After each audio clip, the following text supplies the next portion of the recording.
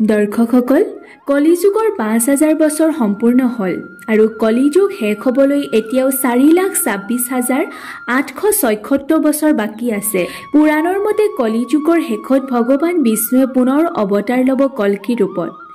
সেই সময়ত কলিযুগৰ শক্তিশালী অসুৰ কলিপুৰুষক বধ কৰিব আৰু পুনৰ ধৰ্মৰ স্থাপন কৰিব।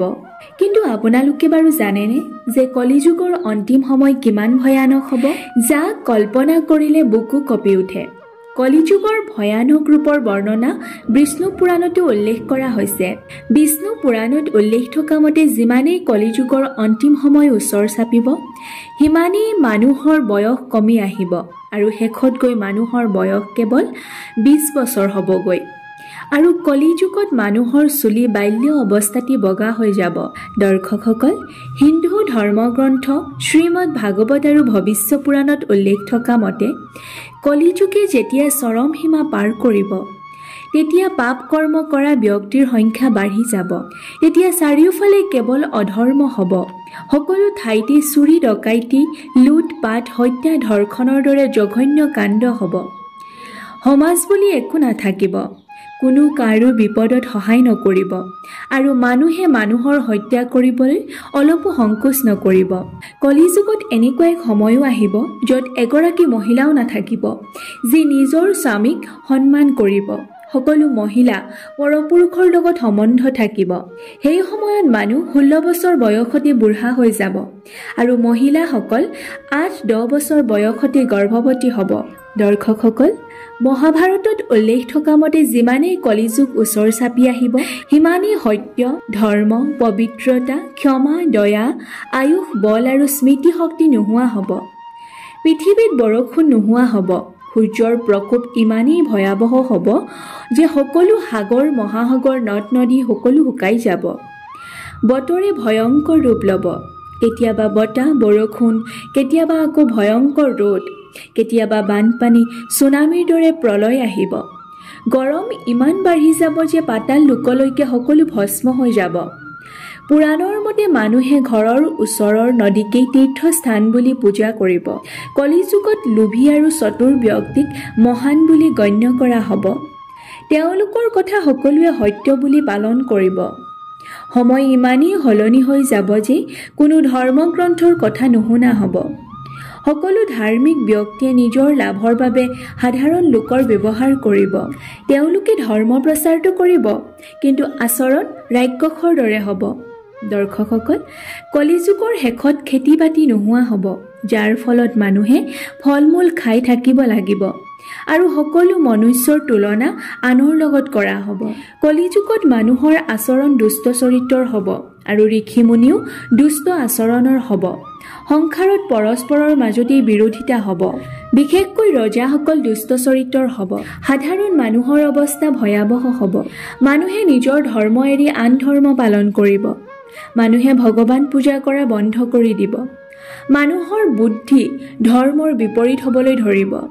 এই কলিযুগত যাৰ ওচৰত টকা পইচা থাকিব, তেওঁৱেই ভগৱান হ'ব আৰু যাৰ ওচৰত টকা পইচা নাথাকিব, তেওঁলোকক মানুহে অধৰ্মী আৰু অপবিত্ৰ বুলি ক'ব।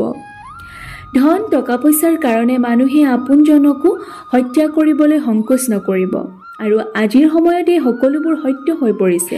কোৱা হয়, যেতিয়া পৃথিৱীত পাপে চৰম সীমা পাৰ কৰিব, তেতিয়া ভগৱান বিষ্ণুৱে কল্কি ৰূপত পৃথিৱীত অৱতাৰ ল'ব আৰু এই পৃথিৱীৰ পৰা পাপীসকলক বধ কৰি পুনৰ ধৰ্মৰ স্থাপন কৰিব। পুৰাণত কল্কি অৱতাৰৰ বিষয়ে উল্লেখ আছে। দৰ্শকসকল, কলিযুগত ভয়ানক পাপ হ'ব, কিন্তু এই পাপ হোৱাৰ মূল নায়ক হ'ল কলিপুৰুষ। কলিযুগত ত্ৰেতা যুগ, দাপৰ যুগতকৈ ভয়ানক ৰাক্ষস কলিপুৰুষে মানুহৰ মনত ইমানেই নকাৰাত্মক শক্তি প্ৰয়োগ কৰিব যে প্ৰত্যেক ব্যক্তি কলিপুৰুষৰ দৰে অত্যাচাৰী হৈ পৰিব। কল্কি পুৰাণত বেদব্যাসদেৱে কোৱাৰ মতে কলিপুৰুষ দেখাত অত্যন্ত কলা ৰঙৰ হ'ব। কলিপুৰুষক দেখাৰ লগে লগে মানুহে ভয়ত কঁপি উঠিব।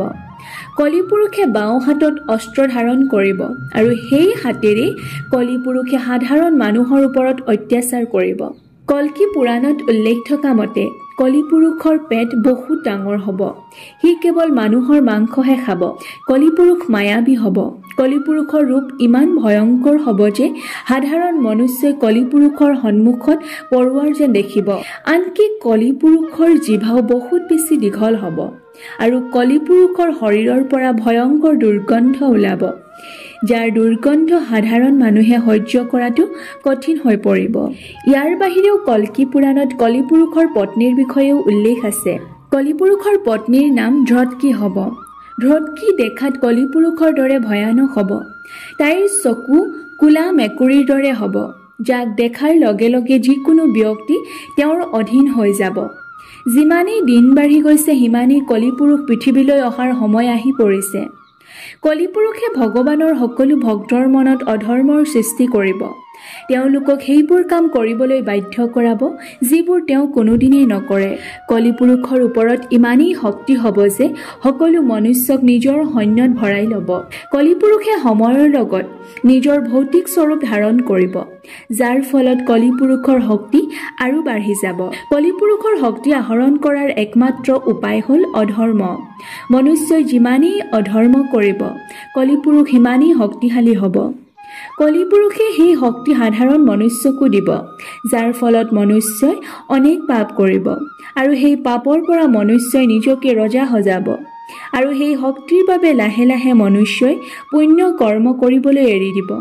কলিপুৰুষে লাহে লাহে পৃথিৱীৰ পৰা সম্পূৰ্ণৰূপে ধৰ্ম শেষ কৰি দিব। মানুহে কেৱল কলিপুৰুষৰ কথাহে শুনিব। কলিপুৰুষে যি ক'ব সাধাৰণ মানুহে তাকেই কৰিব।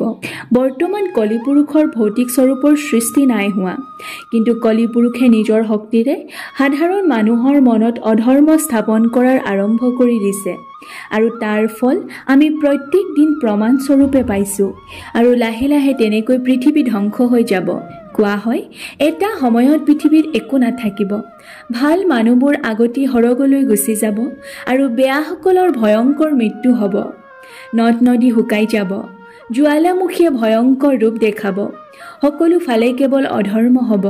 যেতিয়া পৃথিৱীত সকলো এফালৰ পৰা ধ্বংস হৈ যাব, তেতিয়া মাথো ভাৰতৰ কেৱল এনেকুৱা এডোখৰ ঠাই ৰৈ যাব যাৰ ধ্বংস নহয়, আৰু সেইখন হ'ল বাৰাণসী, যিখন ভগৱান শিৱৰ নগৰ কাশী নামেৰে জনা যায়। ধৰ্মগ্ৰন্থৰ মতে কাশী, য'ত স্বয়ং মহাদেৱে বাস কৰে।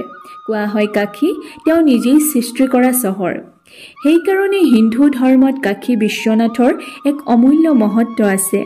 কোৱা হয় কাশী তিনি লোকৰ ভিতৰত সকলোতকৈ সুন্দৰ ঠাই, যিখন ভগৱান শিৱৰ ত্ৰিশূলৰ ওপৰত আছে।